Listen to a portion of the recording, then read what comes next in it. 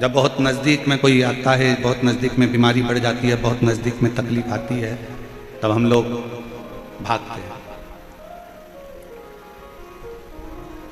और बचपन खेल में खोया, जवानी नींद भर सोया, बुढ़ापा देख कर रोया, सिराने मौत हंसती है। हमारा बचपन चले गया, जवानी चली गई, अधेड़ी चली गई, आया बुढ़ापा, तब हमको उस ईश्वर की याद आई।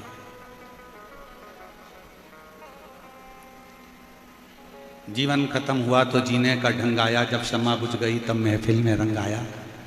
बुढ़ापा आया तब परमात्मा की याद आई, तो परमात्मा ने भी सोचा, रोटी ताजी थी जब दे देती गाय को तो गाय भी दुआ देती, रोटी जब पूरी कड़ली हो गई, पानी में गल गई, तब तूने गाय को दी, तो गाय ने भी सोचा गली सड़ी रोटी मुझको दी। बचपन अच्छा था, भगवान को देना था, जवानी अच्छी थी, परमात्मा को देना थी। हमने कभी भी इस व्यासपीठ ने ये नहीं कहा कि तुम तुम्हारा दुकान छोड़ो, तुम तुम्हारा घर छोड़ो, तुम तुम्हारा परिवार छोड़ो।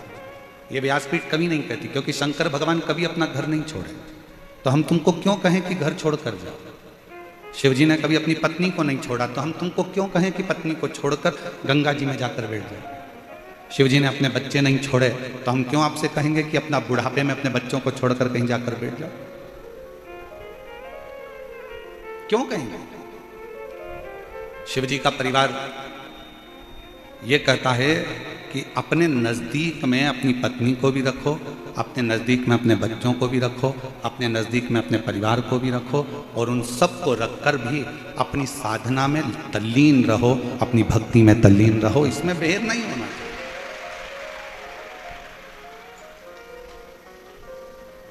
कोई महाराज तुमसे कह दे कि तुम अपना घर छोड़ दो, बिल्कुल मत छोड़ना, कह देना सीवर वाला महाराज मना करा, हम तो हमारा घर नहीं छोड़ेंगे।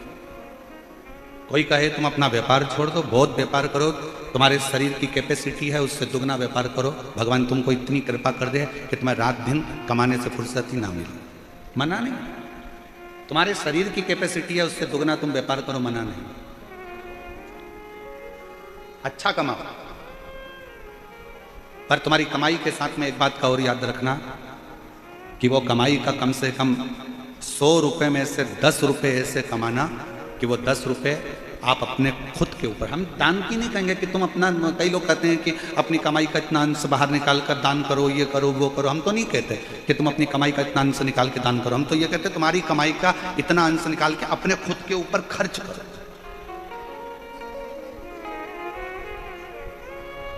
सास ने अपनी रकम खुद के लिए नहीं बनवाई, सास ने जो भी हार बनवाया, जो भी पाटली बनवाई, ये सोच के बनवाई कि मेरी बहू के चढ़ावे में चढ़ा दूंगा।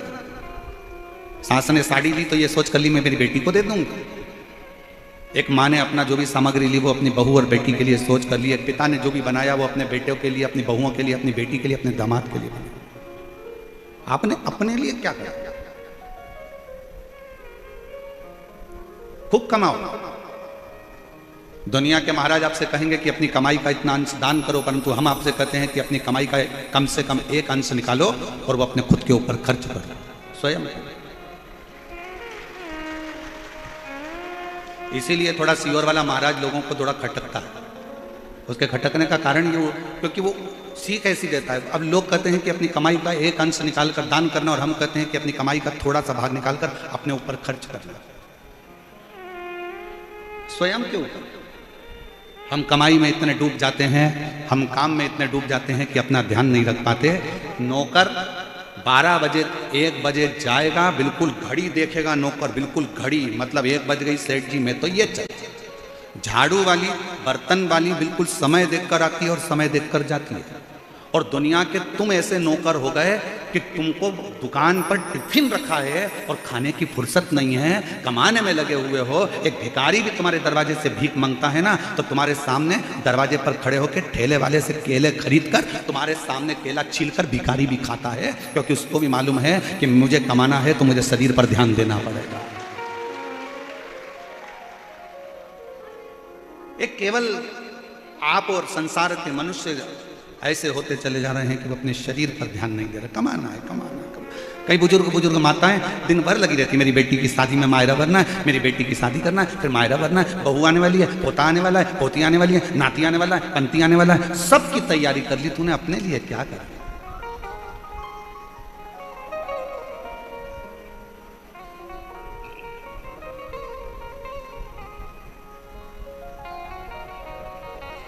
स्वयं के लिए क्या करें। शिव महापुराण की कथा सबसे पहले कहती है अपना परिवार, अपना कुटुंब, अपना घर पहले उसको देखो। और फिर निवेदन करूंगा अगर दान करना है ना आपको तो उसके लिए भी शिव महापुराण ने कहा। कहाँ करना दान? पहले अपने घर के अंदर देखो कि अपना घर का कोई व्यक्ति दुखी तो नहीं है। घर का व्यक्ति अगर सुखी है तो फिर अपने परिवार में देखो कोई दुखी तो नहीं है। परिवार में सब सुखी हैं तो फिर अपने पड़ोस में देखो पड़ोस में कोई दुखी तो नहीं है। पड़ोसी अगर सुखी है तो फिर अपनी कॉलोनी में देखो कोई दुखी तो नहीं है। कॉलोनी में देखने के बाद फिर अपने वार्ड में देखो कोई दुखी तो नहीं है। फिर अपने प्रदेश में देखो, अपने जिले में देखो कोई दुखी तो नहीं। फिर भारत में देखो कोई दुखी तो नहीं है। सबसे पहले अगर अपना कोई दुखी है तो थोड़ा सा सहयोग। अपने कोई रिश्तेदार का बच्चा पढ़ना चाहता है, एजुकेशन लेना चाहता है और भगवान ने अगर आपको थोड़ा सा धन दिया है और उसके पास अपने बच्चों को पढ़ाने का पैसा नहीं है तो आप कहीं दान मत करो। सबसे पहले उस पहचान वाले के बच्चे को अच्छी एजुकेशन दिलाओ। उस बच्चे को एजुकेशन दिलाइए।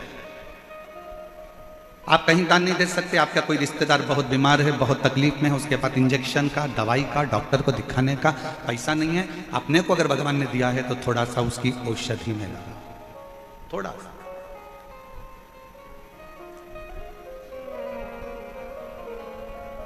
सर्वे भवन्तु सुखी। थोड़ा कहते हैं लोग किसी और वाला महाराज थोड़ा उल्टा चलता है, ठीक है। दुनिया गाली देती रहेगी, दुनिया अपशब्द कहती रहेगी और अपनी एक लाइन अपन हमेशा अगर आपको बोलते हैं तो अपने ऊपर भी अमल करते हैं। क्या किसको रोइए और चादर तान के सोइए। आग लगे बस्ती में अपन बस्ती। दुनिया कितना भी बखाड़ा करे, कोई कहे महाराज ने ऐसा बोल दिया, कोई के महाराज ने वैसा बोल दिया, कोई के ऐसा हो गया, कोई के वैसा हो गया। अपन तो ऐसे जोरदार जूड़ा मुड़ा बांध के और धागे से ऐसा ऐसा करवा कर पेंटिंग पेंटिंग कर याद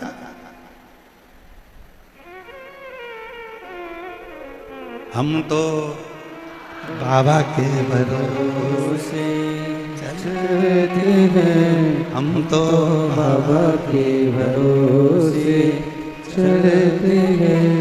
ये दुनिया वाले जलते हैं, ये दुनिया वाले जलते हैं। हम तो बाबा के भरोसे चलते हैं। हम तो बाबा के भरोसे चलते, उसके आश्रित होकर,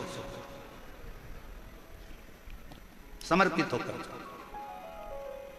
कुछ बनाया है ना तुमने, कुछ तैयार करा है तुमने, कुछ बनाया है तो अपनी प्रसन्नता के लिए अपनी स्वयं।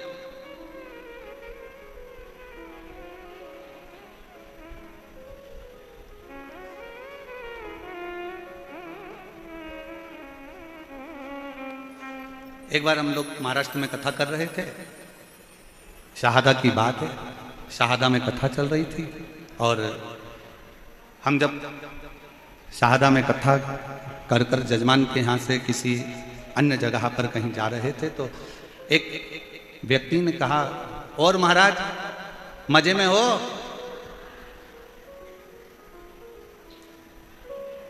उसने आवाज लगा कर कहा, और महाराज मजे में हो? हमने कहा हाँ हम आनंद में। हमने कहा हाँ हम आनंद में। ये सादा की बात है। उसने आवाज लगा कर कहा, और महाराज मजे में हो? हमने कहा हाँ हम आनंद में। उसने कहा, महाराज जी मजे में और आनंद में कोई अंतर होता है क्या? हमने कहा बहुत बड़ा अंतर होता है। जिसके पास पैसा होता है वो मजे में रहता है और जिसके पास शिव रहता है वो आनंद में रहता है। मजे में रहने के लिए धन चाहिए और आनंद में रहने के लिए शिव चाहिए। शंकर होगा तो आप रूखी रोटी में भी आनंद कर लोगे, शिव करीब में होगा तो दुख में भी सुख नजर आएगा। और अगर मजे में हो तो डंलप के गद्दे पर सोकर भी नींद चली जाएगी। मजे में हो तो रात को सोने के लिए नींद की गोली खाना पड़ेगी। मजे में हो तो रोज दवाई लेकर सोना पड़ेगा। पर आनंद में होगे तो दवाई का चक्कर नहीं, दुआ का चक्कर रहेगा, वो शिव का चक्कर।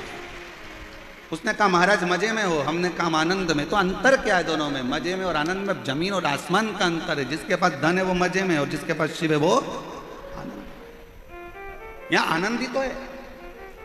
जरा बाहर जाकर एक नज़ारा देखिएगा, रोडों के किनारे पर, रोड पर लोग खड़े हुए हैं, धूप में लोग जमीन पर बैठे हैं। जो धूप में डामर पिघल जाता है, उस धूप में लोग बैठे हैं अपना दरी बिछाकर। अब इसको क्या कहोगे, मजे में कहोगे कि आनंद में कहोगे? आनंद में कहोगे, क्योंकि मजे चाहिए होते तो लोग ये धूप में बैठने नहीं आते। आनंद है उनके अंदर, इसलिए वो शिव की भक्ति में जहां मर्द पड़ रहा वहां बैठे। मजे वाला व्यक्ति कभी इतनी भीड़ में नहीं आता है, वो डनलप के गद्दे पर रहता है। मजे वाला व्यक्ति एसी का रूम नहीं छोड़ता है। मजे वाला व्यक्ति अपनी 4 व्हीलर गाड़ी नहीं छोड़ता। मजे वाला व्यक्ति अपना घर और सोफा सेट छोड़कर नहीं आता। जिसके दिल में शंकर आकर बैठ जाता है, जो आनंद में डूबना चाहता है, वही इतनी गर्मी में भरचक भीड़ में पहुंचकर भी आनंद लेता। और तो भी इनके चेहरे पर सल नहीं मिलेगा। ये पेड़ के नीचे भी बैठे हैं तो इनके चेहरे पर सल नहीं है। इनको सीहोर वाला महाराज तो अभी तक दिखा भी नहीं है। इनको सीहोर वाला महाराज तो अभी तक दिखा भी नहीं है, ये अभी तक मिले भी नहीं है। और जहां बैठे हैं तो भी इनके चेहरे पर वही प्रसन्नता मिलेगी जैसे एक प्यासे को कुएं का पानी मिल जाता है तो वो तृप्त हो जाता है, और एक प्यासे शंकर के भक्त को शिव पुराण मिल जाती है तो वो तृप्त हो जाता है। क्या मिलेगा? क्या शिव को पाना है, आडंबर से दूर हो जाना। शिव को पाना। ब्रह्मा जी ने शिव जी पर शंका कर कर गलती कर दी थी, और केवल ब्रह्मा जी की शंका नहीं थी, शंका बहुत सारों की होती है जो शिव पर करा करते हैं, जो समझते ही नहीं है शंकर को।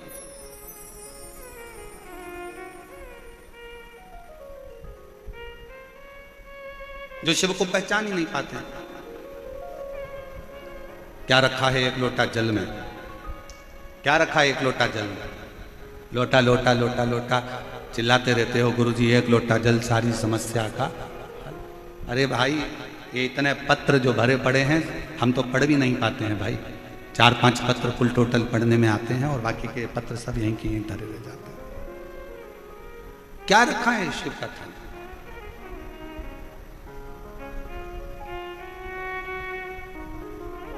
हमसे मत पूछो, राम जी से जाकर पूछो शिव नाम में है क्या।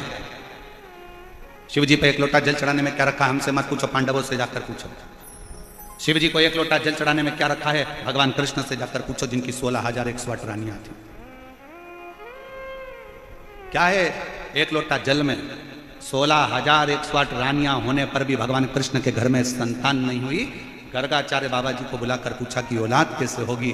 कहा एक एक रानी के साथ 11-11 दिन तक शंकर का अभिषेक करो। एक एक रानी के साथ में भगवान कृष्ण ने 11-11 दिन तक शिव जी का अभिषेक करा। शंकर भगवान ने प्रकट होकर वर दे दिया कि तुम्हारी एक एक रानी से 11-11 संतान होगी। 10 छोरा 1 छोरी, 11-11 संतान 16,108 रानियों से हुई। 1,77,186 बच्चे भगवान कृष्ण के जन्म लिए शिव की कृपा से। हमसे मत पूछो कि शिव कथा में क्या रखा है, शंकर को एक लोटे जल में क्या रखा। राम जी से पूछो, जो तैयारी कर कर गए थे लंका पर विजय प्राप्त करने के लिए, पर लंका के दरवाजे पर पहुंचने से पहले समुद्र के किनारे पर समझ गए इस लंका में जाना कठिन है, क्योंकि ये शंकर की लंका है, ये शिव की दी हुई लंका है। ये लंका अधिपति रावण जो शंकर की आराधना में डूबा रहता है, ये उस रावण की लंका है। इसके अंदर जाना सरल बात नहीं है। किसी के घर में और किसी के दिल में घुसना कठिन बात होता है। घर में भी घुसना कठिन है और दिल में भी घुसना कठिन है, और लंका तो शिव का है, इसमें जाना कठिन है।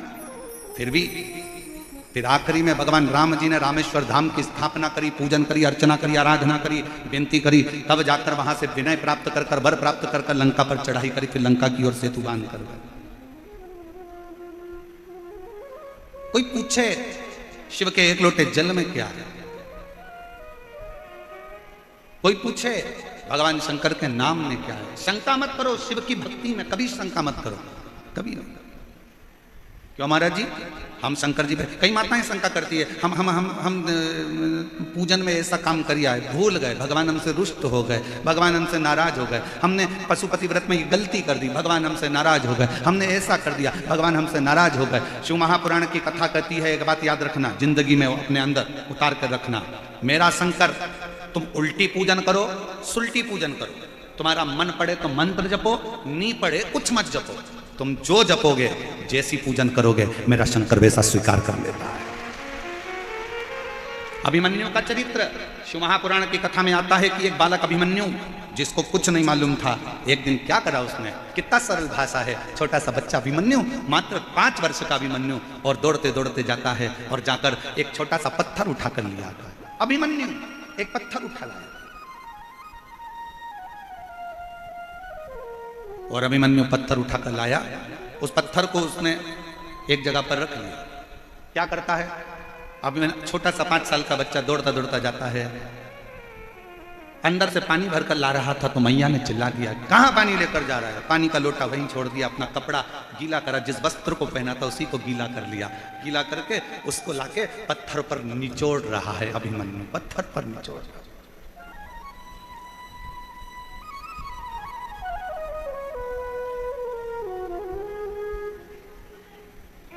भगवान काय का भूखा है, तुम्हारे वैभव का नहीं, भगवान भाव का भूखा। बोलो मेरी जीजियों और मेरे जीजाओं, आपके घर में छोटे छोटे बच्चे हैं, जम के तो बोलो जरा।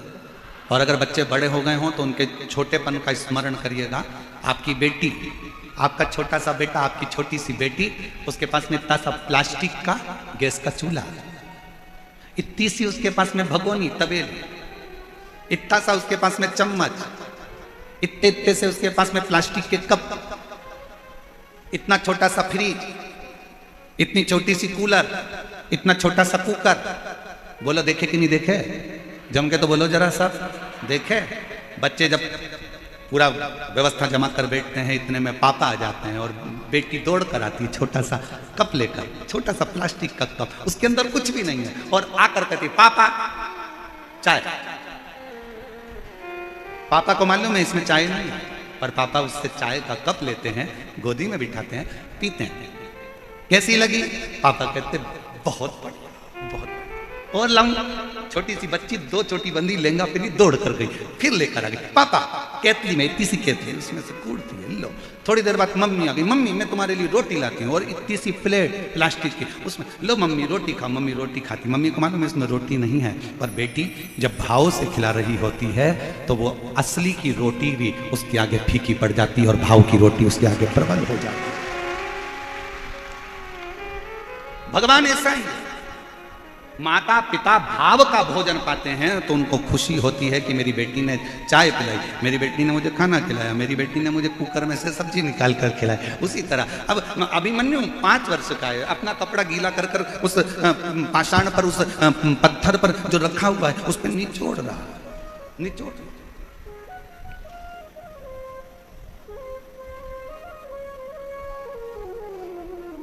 गया अभिमन्यु, चंदन नहीं है, 2 पत्थर लिए, एक पत्ती रखी पेड़ की, अब कौन से पेड़ की थी नहीं मालूम, पत्थर, उस पे पत्थर पे दोज दिया, दोज के उसको ऐसा संभल के गीला गीला पिसी हुई पत्ती पत्ती इकट्ठी करके उस पत्थर पर उसने पोत दिया, भगवान को चंदन लगा दिया।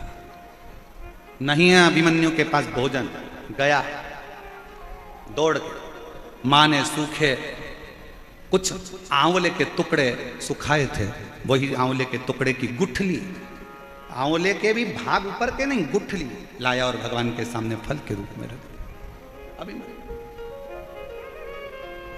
कोई तुमसे कहे ना कि भगवान को प्रसन्न करने के लिए बहुत सारी सामग्री की जरूरत है, ओ मेरी जयपुर की जीजियों, मेरी बेटियों, मेरे बेटाओं, मेरी माताओं, मेरे भाई, मेरे जीजाओं, मेरे पिता तुल्य भाई, ध्यान रखना, भगवान को तुम्हारे धन और दौलत की नहीं, भगवान को तुम्हारे निर्मल स्वभाव की और तुम्हारे भाव की जरूरत है। वो कौन कहता है भगवान खाते नहीं, कोई शबरी की तरह खिलाते। कौन कहता है भगवान आते नहीं, कोई द्रौपदी की तरह बुलाओगे तो आए। किसको नहीं दिया उसने ये बताओ। ए मेरी जीजियों, संसार का कोई मानव अगर तुम्हारे पास में आकर कह दे कि भगवान शंकर ने मुझको नहीं दिया या मुझको नहीं दिया या मुझको नहीं दिया, सब झूठ है। जो एक बार शिव महापुराण की कथा को दिल से सुनता है, एक बार कहीं मौका मिल जाए और पंडाल में बैठकर कथा का रस तत्व ग्रहण करता है, ये निश्चित है शंकर उसकी झोली 3 महीने में भरता जरूर है। क्यों नहीं देगा? क्यों नहीं?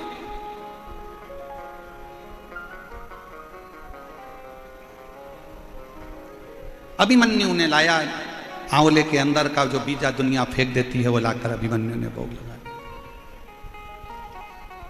उसके पास में दिया भी नहीं है, बुझा हुआ दिया मिट्टी का लाकर बुझे हुए दिए से ही आरती कर रहा और भगवान शंकर प्रसन्न हो जाता। चंचुला देवी ने कौन सा पुण्य करा था? एक पापी की पत्नी थी चंचुला देवी, जिसका पति बिंदुक प्रेत योनि में पड़ा हुआ था। अच्छा कर्म नहीं करा था बिंदुक ने रत्ती भर भी, पर चंचुला देवी उसकी पत्नी थी,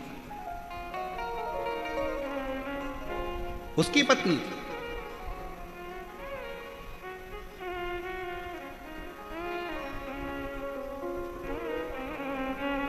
अब किसी ने एक बात पूछी थी, इस कथा में तो नहीं पूछी है, पर पूर्व की कथाओं में, जसपुर वाली कथा में किसी ने पूछा था कि चंचुला देवी अच्छी थी, उसका पति प्रेत योनि में पड़ा, बेकार था, वो ब्राह्मण होकर भी उसने बेकार कर्म करा था, पर उसका पति जो लाता था वो चंचुला देवी खाती होगी तो वो भी तो पापी कहलाएगी, पाप कर्म में तो लिप्त हो। सावधान इंडिया, सावधानी से सुने जरा, शिव महापुराण की कथा को बड़े विशेषता में श्रवण करना। अगर पत्नी का एक नाम होता है पत्नी और दूसरा नाम होता है धर्म पत्नी। पत्नी वो होती है जो पति को पतन के रास्ते पर ले जाती है, पत्नी वो होती है जो पति को सिनेमा घर ले जाती है, पत्नी वो होती है जो पति को मायके ले जाती है, पत्नी वो होती है जो पति को घूमने ले जाती है, और पत्नी वो होती है जो पति को घुमाने फिराने ले जाती है, और धर्म पत्नी वो होती है जो पति को सत्संग में लेकर जाती है, धर्म पत्नी वो होती है जो पति को भगवान के दरवाजे तक लेकर जाती है।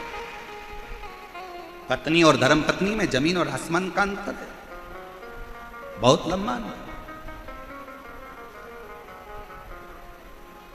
अगर तुम्हारे कहने से तुम्हारे घर के पति, तुम्हारे कहने से तुम्हारे घर के बेटे, तुम्हारे कहने से अगर तुम्हारी बहू, तुम्हारे कहने से तुम्हारी बेटी, तुम्हारे कहने से तुम्हारा दामाद, तुम्हारे कहने से तुम्हारे पोता पोती भूल से भी अगर एक बार मंदिर, सत्संग या कथा या भगवान शंकर की मंदिर तक पहुंच जाएं, तो समझ लेना कि उस घर में तुमने सारे तीर्थ कर लिए और सारा तीर्थ का आनंद प्राप्त,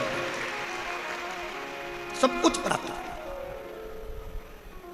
मन चंगा तो कठोते में गंगा। अब मन ही चंगा नहीं है तो कठोते में गंगा। तुम हरिद्वार चले जाओ तो तुमको वहां चैन नहीं मिलेगा। मन चंगा होता तो हाथ में तुमने जल लिया था, उसी में गंगा नजर आ जाती। और मन ही चंगा नहीं तो गए थे हरिद्वार नहाने के लिए, और वहां पर भी नहाने के लिए गए और मालूम पड़े पहुंचने के बाद में वहां पर लोगों ने कपड़े छोड़ दिए, ये छोड़ दिया, वो छोड़ दिया, और तुम वहां पर भी चिड़ कर रहे, कहाँ नहाएंगे, यहाँ कहाँ नहाएंगे, यहाँ आ गए, इतनी भीड़ पड़ रही है, ऐसा पड़ रहा है, वहां भी सुख नहीं है, तो फिर काहे का गंगा नहाने के लिए गए अपना जीवन का सुख प्राप्त करने।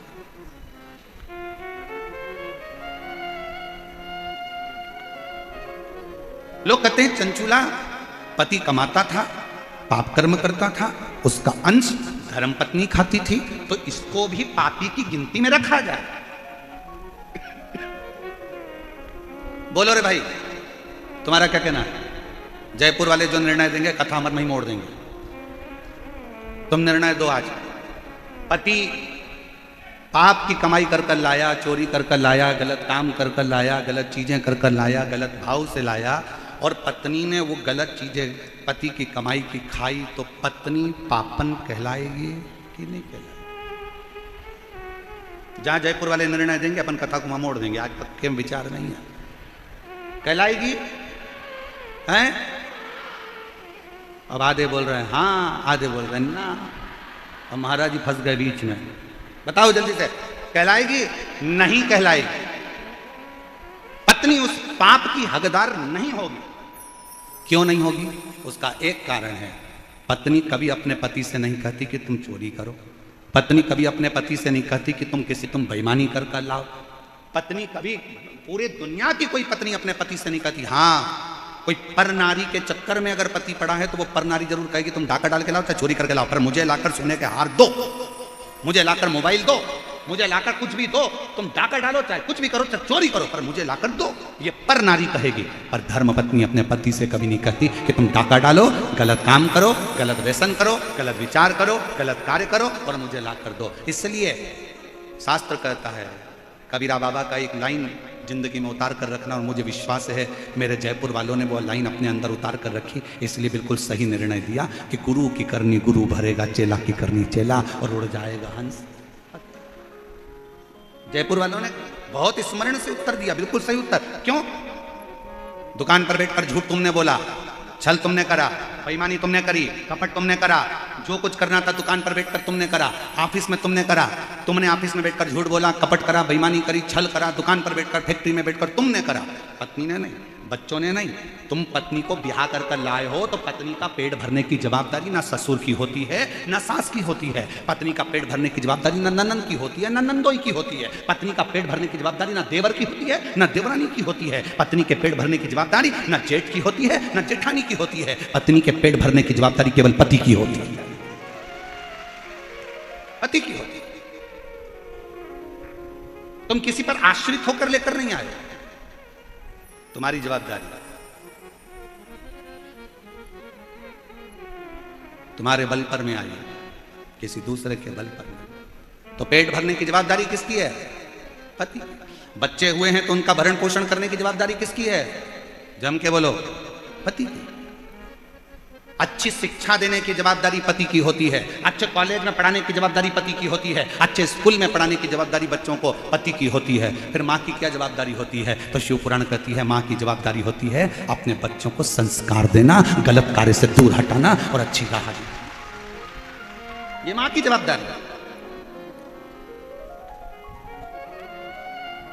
ये माता की जवाबदारी। चंचुला को पाप नहीं लगेगा। पत्नी ने कभी नहीं कहा कि तुम चोरी कर लेकर आओ, गुरु की करनी गुरु भरेगा, चेला की करनी चेला।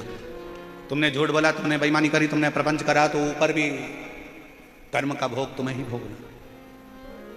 बल्कि धर्म पत्नी तो इतना अच्छा काम करती है, तेरी कमाई में से थोड़ा सा धन निकाल कर कहीं दान कर देती है तो तेरी कमाई शुद्ध हो जाती है और खुद भी परम धाम जाती है और तुझे भी लेकर जाती है। वो धर्म पत्नी होती है,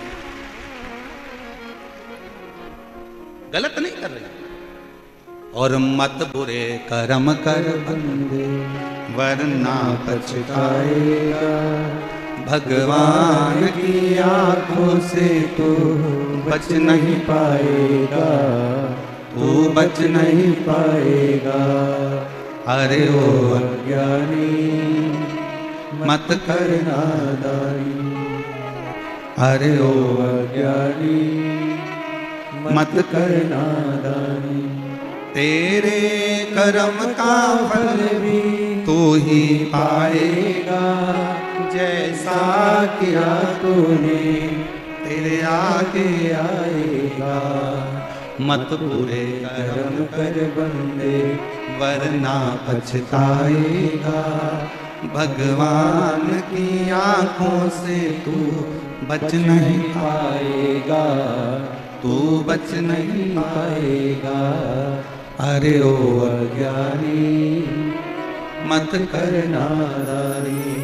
अपने कर्म अपने को भोगना।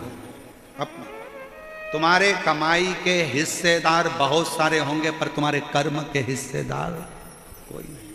प्रॉपर्टी के हिस्सेदार बहुत सारे होंगे, तुम्हारे गोल्ड सोना चांदी के हिस्सेदार बहुत सारे होंगे, जमीन जायदाद के हिस्सेदार बहुत सारे होंगे, तुम्हारे कपड़ों के हिस्सेदार बहुत सारे होंगे, पर तुम्हारे कर्म का हिस्सेदार कोई नहीं होगा। आपको अपना कर्म करना।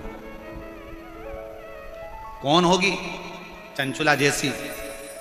पति इतना पाप कर्म कर दिया तो भी अपने पति को प्रेत की योनि से छुड़ाने के लिए, प्रेत की योनि से छुड़ाने के लिए चंचुला देवी शिव महापुराण की कथा तुम रूपा जी से सुन।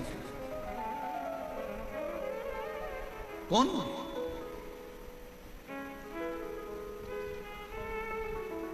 पति कहता है मेरी पत्नी मुझसे प्यार नहीं करती, मेरी पत्नी मुझसे प्रेम नहीं करती। प्रेम नहीं करती तो चतुर्थी का व्रत नहीं करती, खाना खा के निपटा देती।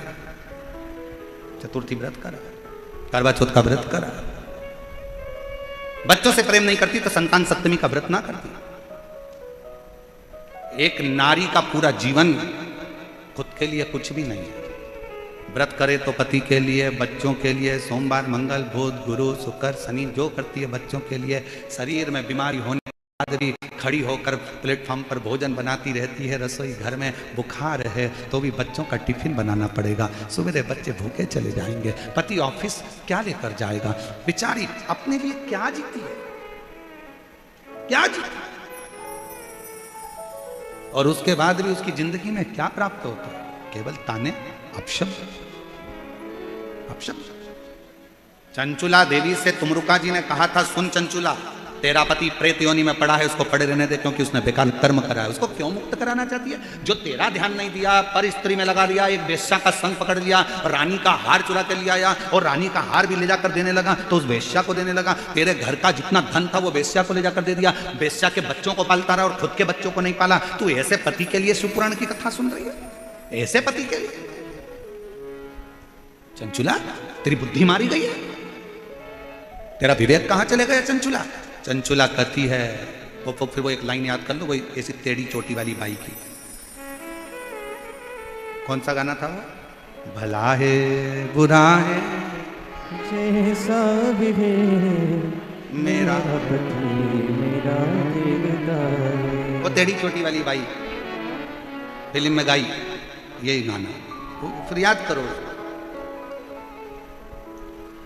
दो कहा तुमरुका जी ने, ये तेरा पति तो प्रेत है, गलत योनि में पड़ा, और तू उसके लिए कथा करा, उसके लिए। चंचुला देवी का शब्द अगर आप सुनोगे ना शिव महापुराण की कथा का, मैं तो कहूंगा पूरे जयपुर वालों के भाग्य हैं जो आपको ईसर गोरा शिव पुराण की कथा मिली है, यह संवाद। और इस कथा को केवल यही नहीं, 272 देश इस कथा को सुन रहे हैं, 272 देश इस कथा को सुन रहे हैं, और प्रत्येक देश से इस कथा को सुनने की ललकता थी। जो कथा चंचुला देवी का चरित्र जनमानस को मालूम पड़ रहा ईसर गोरा कथा से। चंचुला, तेरे पति के लिए जो प्रेत योनि में पड़ गया, गलत काम कर गया, गलत कृत्य कर गया, तेरे बच्चों पर ध्यान नहीं दिया, वेश्या के बच्चों पर ध्यान दिया, तुझे कभी धन ना दिया, वेश्या का घर कूड़ दिया, तेरे सौंदर्य के लिए कुछ ना लाया, वेश्या के सौंदर्य के लिए सब कुछ दिया, तेरा मकान तक नहीं बना पाया तो टूटे झोपड़े में रहती रही, किराए के मकान में रहती रही, और तेरी वो वेश्या का वेश्यालय बना दिया, और तू उसके लिए शिव पुराण की कथा सुन रही, उसके लिए। चंचुला कहती है,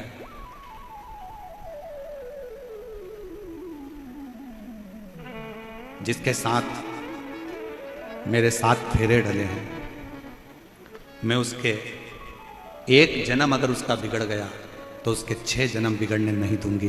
तब तो मैं नारी हूं, तब तो मैं स्त्री। 7 जन्म के लिए 7 फेरे डले हैं विवाह के। मान लो उसने एक जन्म अपना बेकार कर लिया, वेश्या के चक्कर में लग गया, पाप में लग गया, और उसके 6 जन्म तो नहीं बिगड़ने दूंगी, 6 जन्म तो नहीं बिगड़ने दूंगी। ए गुरुजी, मेरा पति बहुत दारू पीता, मैं तो इससे तलाक ले लूंगी, मुझे नहीं रहना इसके साथ। क्यों नहीं रहना? क्यों नहीं रहना? रहो, तुम्हारे अंदर के तेज पुंज को प्रकट करो और भगवान शंकर की ऐसी भक्ति धारण करो कि धीरे धीरे तुम्हारा पति वो दारू के नशे से दूर हो जाए। हर चीज का जवाब तलाक नहीं होता कि 2 मिनट में तलाक ले लिया और कहने वालों ने बस तलाक तलाक बोल दो, तलाक हो। ना ना ना ना, रहो उसके साथ। और मालूम पड़े तलाक ले भी लिया और दूसरी जगह फिर हम ब्याह की तैयारी करने लगे, और अभी तो मालूम पड़े था कि बेहरू मिला था और आने वाले समय में और सिंदूर चढ़ा बेहरू मिल गया, तो क्या करोगे? इसलिए जैसा मिला है फिर वही वाली बात आ गई। चलो गाओ, बुरा है, आवाज ही नहीं आ रही तुम लोगों की, जरा बोलो तो। भला है जय मेरा पति मेरा दिलदार। बहुत जोरदार गाते हो आप लोग, एक बात पे नजर उतार लेना, घर जाते बहुत जोरदार। अच्छा है, स्मरण होना चाहिए आप लोगों को, ये चित्तवृत्ति में होना चाहिए। उसका एक जन्म बिगड़ गया, फिर 6 जन्म उसके नहीं बिगड़ने दूंगी। तो धर्म पत्नी है, और अगर सोचे कि मेरी जिंदगी बेकार हो गई, मेरा जीवन बेकार हो गया, तो 6 जन्म कैसे निकालोगे? कैसे? यहाँ तो जन्म की बात है साहब, जन्म।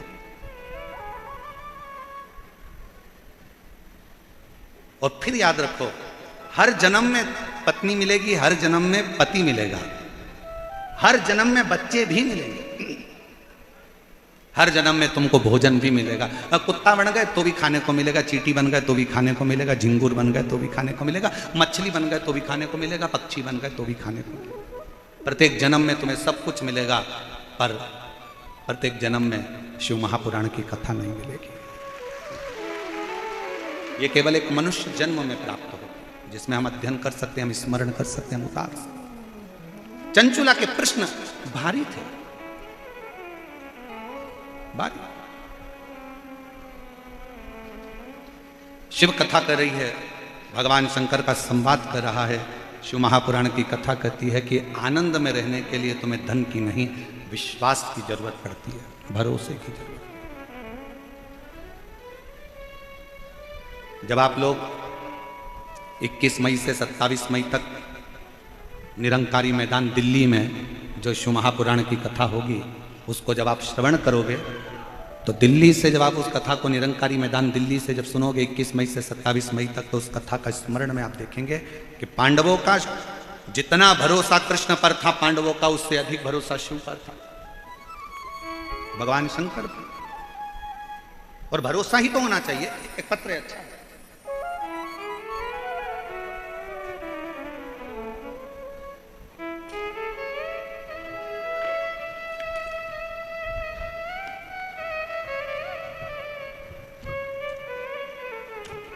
इसमें भी ईश्वर गोरा जी लगा के भेजे, पत्र में भी है। आनंद कंवर, पता है सोडाला, रामनगर वेद विला, डी कॉलोनी, जयपुर। मेरा मोबाइल नंबर ये है।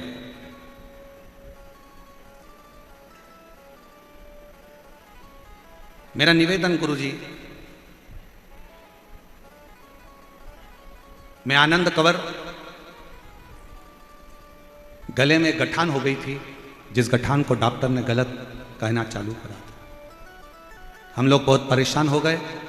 तब हमारे पड़ोस में रहने वाली आंटी जी मंजू कंवर, जिन्होंने अचानक से घर आकर यह उपाय बताया कि मंजू कंवर जी, महाकाल में सीहोर में एक बार जाओ, वहां रुद्राक्ष लेकर बाबा से कंकर शंकर पूजन कर कर आओ। डॉक्टर ऑपरेशन का बोल रहा है, एक बार शिव पर भरोसा कर कर दो। हम लोग गए, कंकर शंकर पूजन कर कर वहाँ का रुद्राक्ष लाए, शिव जी के मंदिर जाना चालू करा, लोटा भरकर जल चढ़ाना प्रारंभ करा। गुरुजी, आज मैं बाबा को धन्यवाद देने आई हूँ। डॉक्टर ने तो गले में जो गठान हुई थी उसका ऑपरेशन का बोला था, पर मेरे बाबा ने, पत्र को आप लोग एलईडी पर पढ़ सकते हैं, मेरे बाबा ने 15 दिन के भीतर गांठ व दर्द को समाप्त कर दिया और गठान भी पूरी मेरी 15 दिन के अंदर समाप्त। 15 दिन के गठान। कहीं बैठे हो तो एक बेलपत्र लेने के लिए आ सकते हैं। शिव भक्ति किसको कहते हैं? भगवान शंकर का एक पत्र अच्छा है, देखिए।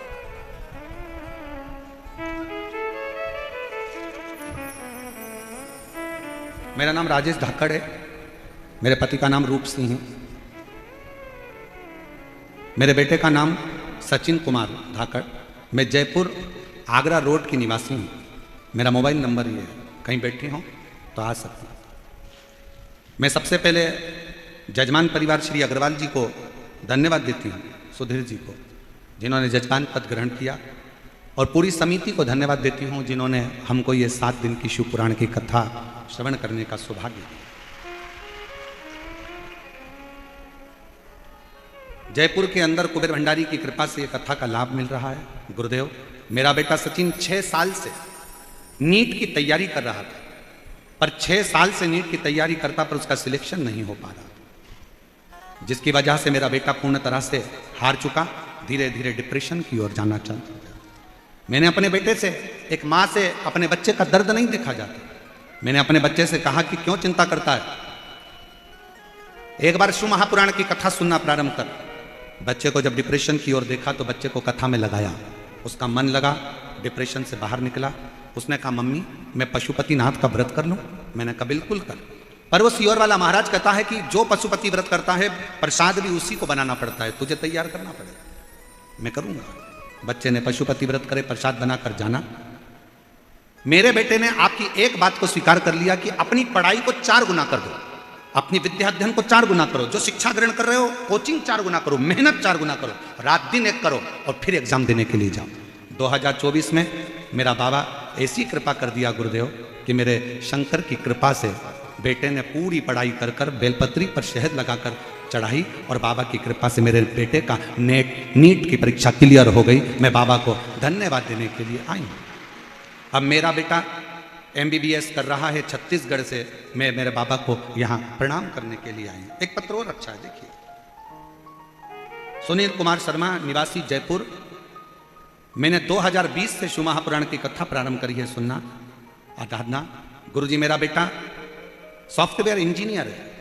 मैं चाहती थी कि मेरे बेटे की सरकारी नौकरी लगे, पर मेरा बेटा नौकरी की तैयारी कर कर कर हार गया, नौकरी नहीं लगी। आखिरी में उसने विचार करा कि मम्मी मैं प्राइवेट कोई जॉब ढूंढ लेता हूँ। तब मैंने मेरे बच्चों से कहा कि तुम चिंता मत कर, तू एक बार पशुपतिनाथ का व्रत कर। वो सियोर वाला महाराज कहता है कि मेहनत कर कर शहद लगाकर बेलपत्र अर्पित कर, परीक्षा दे, बाबा कुछ ना कुछ फल जरूर देगा। 5 पंडाल के अंदर कथा बैठकर सुन। मेरे बेटे ने पढ़ाई भी करी, 5 पंडाल के अंदर जाकर कथा सुनी, और बाबा की कृपा से आज मेरा बेटा सरकारी जॉब में लग गया। मैं बाबा को यहाँ पर धन्यवाद देने के लिए आई, मैं बाबा को यहाँ प्रणाम करने के लिए आई। गुरुदेव, हाई कोर्ट में सिस्टम असिस्टेंट के पद पर मेरे बेटे की नियुक्ति हुई है। मैं बाबा को यहाँ प्रणाम करने के लिए आई। मेरा शिव शिव है, शंकर। और तेरी कृपा बिना नहीं एक भी अणु लेते हैं श्वास, तेरी कृपा से तनो तनो। बखान क्या करूं मैं आँखों के ढेर का, चपटी बहुत में है खजाना कुबेर का। गंगाधार मुक्ति द्वार ओमकार तू, भोले ओमकार तू। आयो शरण तिहारी शंभु कारतार तू। बखान क्या करूं मैं राखों के ढेर का, चपटी बबूत में है खजाना कुबेर का। गंगाधार मुक्ति द्वार ओमकार तू, भोले ओमकार तू। आयो शरण तिहारी शंभु कारतार। गले में गांठ थी, डॉक्टर ऑपरेशन का कह दिया था, गलत बातें बोल रहा था कि ये कुछ गलत है, पर बाबा की कृपा से पूरी गठान भी गल गई और दर्द भी बंद हो गया। डॉक्टर ने ऑपरेशन करने से मना कर दिया और शिव की कृपा से स्वस्थ। उसकी उदारता होना चाहिए, उसकी उदार। आप अगर भरोसा पक्का रख सकते हो, एक बात बताएं, ध्यान रखिएगा, पैसा रखने के लिए बहुत सारे बैंक हैं, सोना रखने के लिए बहुत सारे लॉकर हैं, पर शिव को अपने अंदर रखने के लिए बहुत सारे दिल नहीं है। अच्छे दिल की चाह मेरे बाबा को भी होती है, अच्छे मन की चाह शिव को होती है। आप श्रेष्ठ मन से, श्रेष्ठ चित्त से, श्रेष्ठ वृत्ति से जब शिव को पुकारते हो, शंकर सुनता है। कल एक बहन जी कह रही थी, गुरुजी आप कहते हो कि पंडाल बैठ कथा सुनो, कथा सुनो, कथा सुनो, पंडाल में तो जगह रहती नहीं है। हमने कहा बाहर भी तो बैठ जाते हो, बाहर ना सुनो तो टीवी पर सुनो, आस्था चैनल पर आती है उसमें सुनो, मोबाइल पर आती है उस पर सुनो, दिल तो लगाओ। कई लोग ऐसे बैठे हैं जिनको केदारनाथ जाना है, बोलो सही है कि गलत है? बहुत सारे ऐसे बैठे हैं, मेरे को अमरनाथ जाना है, मेरे को केदारनाथ जाना है, मेरे को अमरनाथ जाना है, मेरे को केदारनाथ जाना है। अरे बड़े हॉस्पिटल में जाने से पहले प्राथमिक उपचार केंद्र तो जाओ।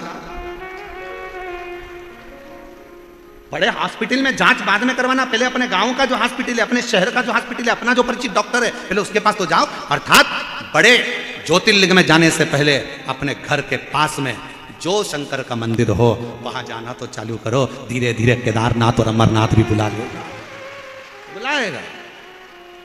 अब तुम जाओ तो हो नहीं, और मन में तैयारी करके हम 4 दोस्त, मम्मी ओ मम्मी ओ मम्मी 2000 दे। मम्मी बोले काय को दूं? हम 4 दोस्त मिलके अमरनाथ जा रहे हैं। मम्मी माता ठोकी, बाजू में शंकर जी कभी एक लोटा जल चढ़ा लेंगे, और 4 दोस्त मिलके अमरनाथ जा रहे हैं। क्या करेगा मैं अमरनाथ जाके? दर्शन करूंगा। मम्मी ने बोला अरे सारे तीर्थ धाम आपके चरणों में, अरे हे भोलेनाथ आपके चरणों में। बाजू में अपने घर के 3 घर छोड़ के तो शंकर जी का मंदिर है, वहां जाकर 1 लोटा जल चढ़ाना चालू कर, मेरा भोले बाबा तो यहीं पर दर्शन दे देगा। भाव तो आहों में असर होगा, घर बैठे बुला लेंगे, तुम रूठे रहो भोले, हम तुम्हें मना लेंगे। तुम कहते हो भोले हमें गोरा प्यारी है,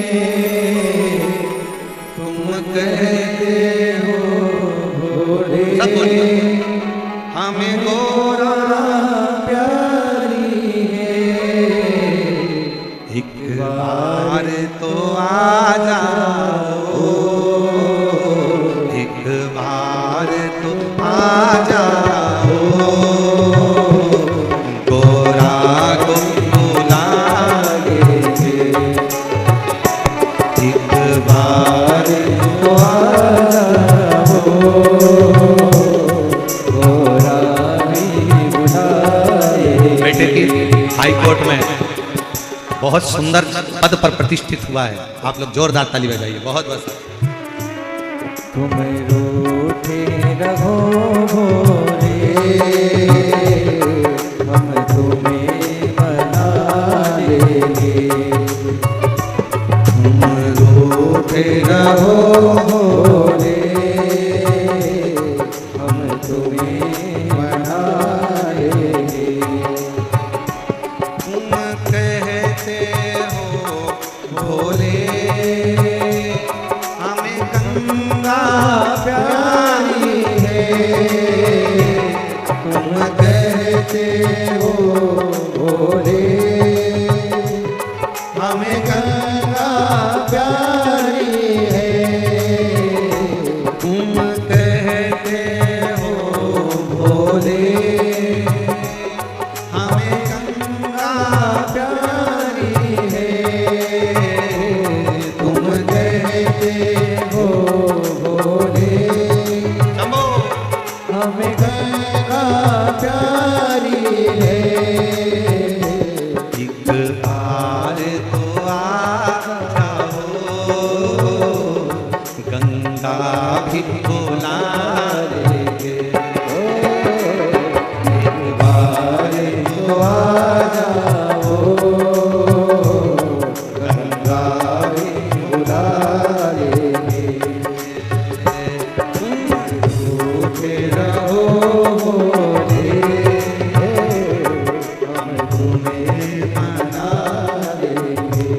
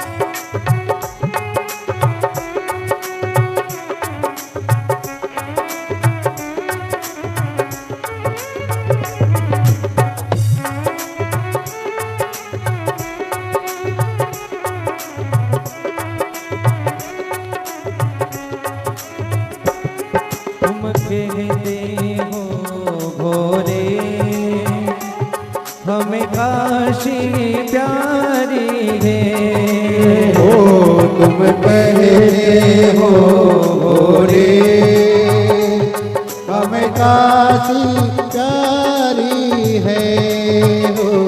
तुम कहते हो भोले हमें काशी प्यारी है। ओ तुम कहते हो भोले हमें काशी प्यारी है हो। एक बार तो आ जाओ काशी बना देंगे। ओ एक बार तो आ जाओ काशी बना लेंगे। तुम रूठे रहो भोले हम तुम्हें मना देंगे। ओ तुम रोते रहो भोले हम तुम्हें मना लेंगे।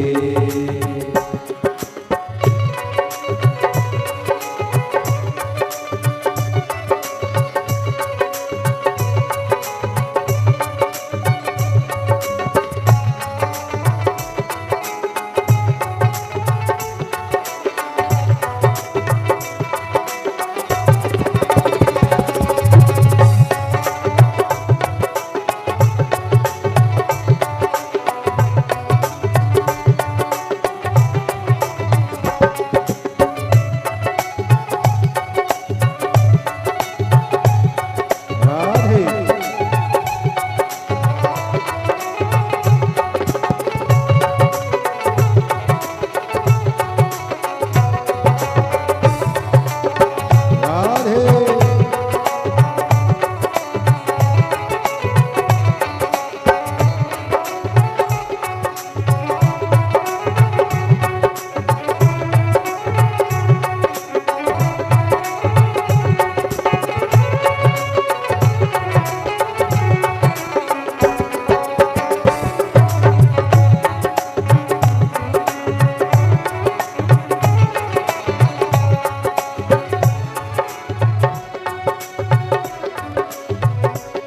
राधे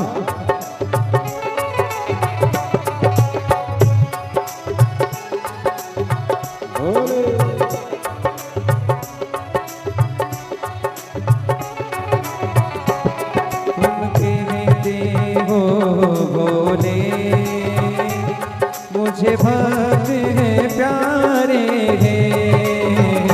तुम कहते हो भोले मुझे बड़े प्यारे तुम कहते हो भोले मुझे भक्त प्यारे हैं। तुम कहते हो भोले मुझे बड़े प्यारे एक बार तो आ जाओ भक्तों से मिला देंगे। ओ एक बार तो आ जाओ भक्तों से मिला देंगे। रूठे रहो भोले हम तुम्हें मना देंगे। तुम रोते रहो भोले हम तुम्हें मना लेंगे। आँखों में असर होगा घर बैठे बुला लेंगे। आँखों में असर होगा घर बैठे बुला लेंगे। आँखों में असर होगा घर बैठे बुला लेंगे।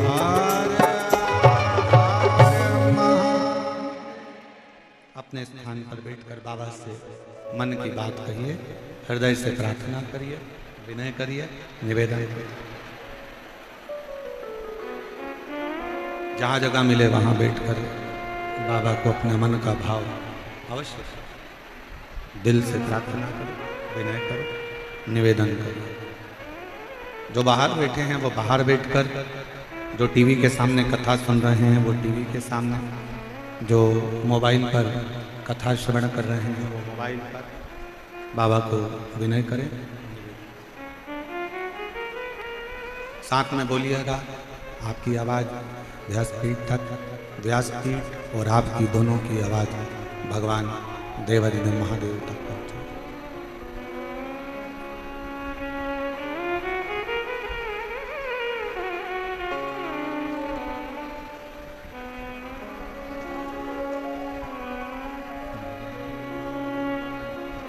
श्री शिवाय नमस्तु, श्री शिवाय नमस्तु, श्री शिवाय नमस्तु, श्री शिवाय नमस्तु, श्री शिवाय नमस्तु। भोला सब दुख काटो, ओ भोला सब दुख काटो।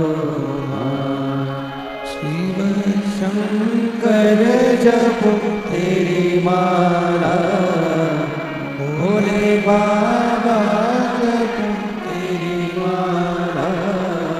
भोला सब दुख काटो हमारा, ओ भोला सब दुख काटो हमारा।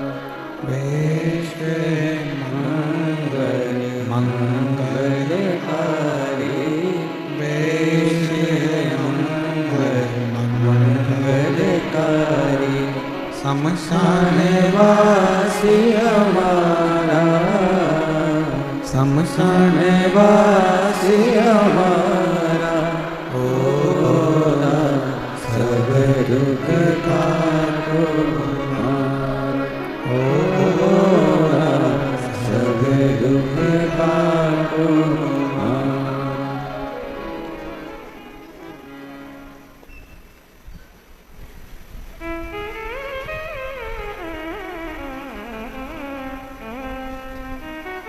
बाबा देवाधिदेव महादेव भगवान शिव, ओगड़दानी त्रिकालदर्शी कैलाश अविनाशी, भगवान शिव की पवित्र कथा कर रहे हैं। भगवान शंकर का चरित्र कर रहा है, शिव महापुराण की कथा वर्णन कर रही है। शंका ब्रह्मा जी को भी थी, शंका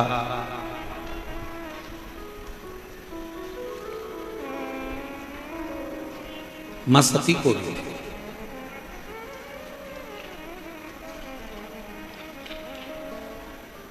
माता सती को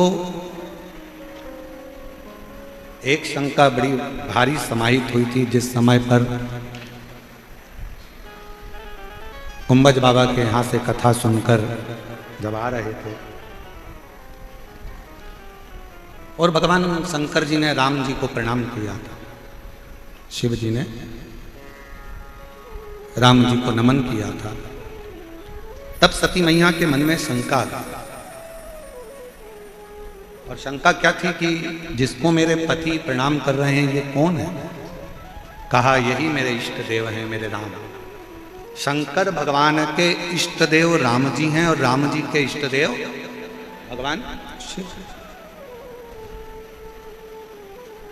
कितना सुंदर वर्णन है शिव महापुराण के अंतर्गत कि आप जिसको जो दोगे वो तुम्हें मिलेगा। आप अगर किसी को आदर दे रहे हो, सम्मान दे रहे हो, सत्कार दे रहे हो, तो वो आदर सम्मान सत्कार आपको मिलेगा। एक ग्वाले की कथा आती है कि एक ग्वाला दूध से मक्खन बनाता था और माखन का गोला बनाकर हलवाई के यहाँ पर देकर आता था। हलवाई माखन के गोले के बराबर में जो सामान उसको चाहिए रहता था वो उसको दे देता था। अब वो जो ग्वाला था वो अपने घर शक्कर लेकर जाता, जितना माखन मिलता उसको तोल के शक्कर दे देता। एक दिन हलवाई ने कहा कि यह माखन का गोला कितने ग्राम का है? तो कहा 500 ग्राम का। ये हो ही नहीं सकता, इसको तो मैंने अभी हाल तोला, ये 500 ग्राम का है ही नहीं, इसमें 100 ग्राम कम है, ये तो 400 ग्राम का है। नहीं सेठ जी, 500 ग्राम का है। तूने तोला था? हाँ। काय में तोला था? मैं आपसे 500 ग्राम शक्कर लेकर जाता हूं ना, उसी शक्कर को पलड़े में रखकर गोले को तोल लिया था। आपने जो शक्कर दी थी 500 ग्राम, उसी को तोलकर मैं 500 ग्राम का गोला लाता था। सेठ जी के ध्यान में आ गया कि मैं इसको रोज 400 ग्राम शक्कर देता था, इसलिए गोला भी मुझे 400 ग्राम का मिलता था। जैसा मैं दूंगा वैसा मुझे मिलेगा। आप अच्छा कर्म कर कर अच्छा देने का प्रयास करो। आप किसी को सम्मान दे रहे हो, सम्मान मिलेगा। आप किसी को आदर दे रहे हो, आदर मिलेगा। आप किसी को कुछ अच्छा प्रदान कर रहे हो, अच्छा ही मिलेगा। सती मैया के हृदय में, माता सती की चित्त वृत्ति में संशय आ गया। संशय, क्या ये मेरे प्रभु के इष्ट देव है? ये मेरे पति के इष्ट देव? शंकर भगवान राम जी का सम्मान करते हैं, राम जी शंकर भगवान का सम्मान करते हैं। अभी हमने कथा में, इसके पहले जो कथा थी रतनगढ़ की, हमने उसमें एक बात कही थी, आप लोगों ने सुनी थी कि नहीं सुनी थी, कि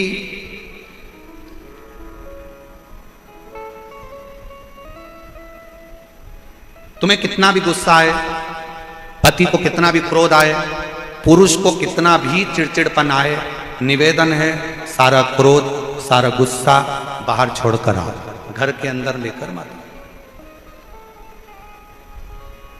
घर में अगर तुम नारायण बनकर रहोगे तो तुम्हारी पत्नी लक्ष्मी बनकर तुम्हारे चरण रोज दबाएगी प्रतिदिन। और तुमने सोचा कि मैं घर के अंदर शेर बनकर रहूं, तो तुम्हारी पत्नी भी शेरा वाली बन जाएगी। उसको बनने में देरी नहीं लगेगी। आप नारायण बनकर रहोगे तो वो लक्ष्मी बनेगी, आप शंकर बनकर रहोगे तो वो पार्वती बनेगी, आप ईश्वर जी बनकर रहोगे तो वो गोरा जी बनेगी, आप गणा बनकर रहोगे तो वो गोर बनेगी, आप अगर शेर बनकर रहोगे तो वो शेरा बनेगी। उसमें कोई अंतर नहीं है। यह आपके ऊपर निर्भर करता है कि आप घर में कैसे आ रहे हैं। शंकर भगवान अपने घर में जब भी रहते हैं तो सिर पर गंगा का जल हमेशा भरा रहता है कि घर के अंदर जब भी रहना अपने भेजे को ठंडा कर कर रहना। और उल्टा है, लोग बाहर ठंडा कर कर रहते हैं और घर में आकर गुस्सा दिखाते हैं। बाहर तो ऐसे रहेंगे, लोग तारीफ करते हैं, तुम्हारे पति इतने बढ़िया हैं, तुम्हारी पत्नी इतनी जोरदार है, इतनी अच्छा नेचर है, इतना अच्छा नेचर है, एकदम गुड नेचर, एकदम गुड नेचर। पत्नी सिर पे पल्लू लेके सुनती रहती, good nature good nature good nature good nature. और पत्नी कभी कभी कभी देती है, क्यों तुम बाहर तो बहुत अच्छे रहते हो और घर में आते से, कमरे में आते से चिड़ चिड़ चिड़ चिड़ चिड़ चिड़ चिड़ चिड़, ये कहाँ की बात है।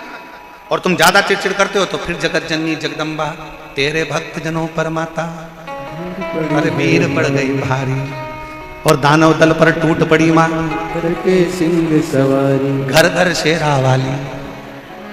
फिर वो टूट पड़े तो बता। तुम नारायण बनो वो लक्ष्मी बनेगी, तुम ईश्वर जी बनो वो गोरा जी बनेगी, तुम गणा बनो वो गोर बनेगी, तुम शंकर बनो वो पार्वती बनेगी, तुम ब्रह्मा बने तो वो ब्रह्माणी बनेगी और तुम शेर बने तो वो। इसलिए थोड़ा सावधान होइए और बड़े स्मरण में अपने चित्त वृत्ति में धारण। अच्छा रहो, मना नहीं। श्रेष्ठता के साथ में अपनी जिंदगी को श्रेष्ठता के साथ जिए, श्रेष्ठता के साथ अपने जीवन को जीने का प्रयास करें। श्रेष्ठ महाराज शिव पुराण कहती है, सती मैया को शंका हो गई और सती मैया राम जी की परीक्षा लेने के लिए चली। जब भीतर शंका उत्पन्न हो, जब भीतर शंका उत्पन्न होती है तब व्यक्ति परीक्षा करने की सोचता है। परीक्षा, शंका भगवान से दूर कर देती है। सती मैया को किसने दूर करा शिव जी से? जम के बोलो जरा, शंका।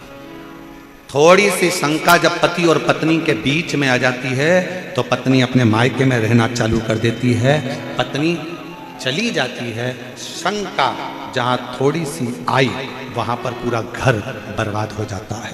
सास बहू के भीतर में शंका होगी, सास बहू का जीवन बेकार हो जाएगा। ननन और भाभी के बीच शंका होगी, उनका जीवन बेकार हो जाएगा। पति पत्नी के बीच शंका होगी, उनका जीवन बेकार हो जाएगा। शंका आपको दूर कर देती है। शंका करो, मना नहीं है, पर कहां करना है ये भी स्थान बताया है शिवपुराण। शंका करने का भी जगह बताइए, शंका करिए। जहां स्थान बताएं, गलत है, कोई व्यसन कर रहा है तो वहां ध्यान दीजिए, मना नहीं। पर जहां श्रेष्ठता हो, जहां आनंदता हो, जहां आप अपने अलमस्त जीवन को जी रहे हो, जहां आप अपने जिंदगी की आनंदमय शुरुआत कर रहे हो और वहां बीच में शंका को लेकर आ जाओगे तो अपने जीवन को तुम जी नहीं पाओगे, जी नहीं। आखिरी में हुआ क्या? माँ सती ने भगवान शंकर पर शंका करी और सती और शिव जी एक दूसरे से दूर हो गए। दक्ष प्रजापति के यज्ञ की कुंड में, यज्ञ की अग्नि की साक्षी में सती माता जलकर बस सती मां जल गई। शिव को दुख हुआ, भगवान शंकर को बड़ा दुख हुआ कि मेरी धर्मपत्नी सती और यज्ञ की अग्नि में। अगर कोई अच्छा कार्य हो रहा हो, कोई सत्कर्म हो रहा हो, कोई भगवान का भजन हो रहा हो, कोई अच्छा कार्य हो रहा हो, तो प्रयास करो कि उसमें थोड़ा सा सहयोग कर सकते हो, थोड़ा सा।